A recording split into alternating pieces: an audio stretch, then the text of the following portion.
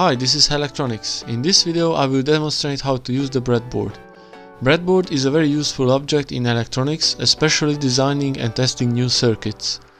The breadboard does not require soldering, so makes it easy to change components and to create temporary prototype circuits.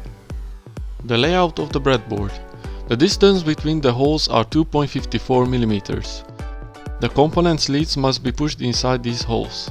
The connection is strong enough to hold the components, but still loose enough to be able to take out if necessary.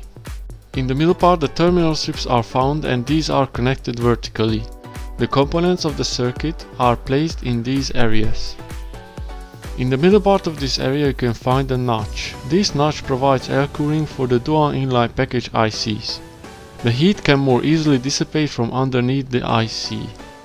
On the two sides of the breadboard the bus strips are located. These provide current for the electric components.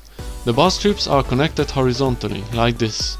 Notice that on this breadboard the bus strips are interrupted. This is useful if two different ICs are placed and require different power supply voltage. Note, not every breadboard has bus strips that are interrupted in the middle.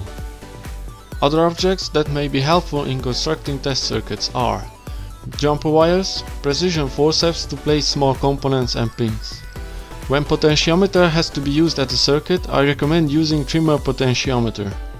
The pins correctly fit to the breadboard and with a screwdriver you can easily adjust it. Thank you for watching, leave a like if you want to see more videos like this and don't forget to subscribe.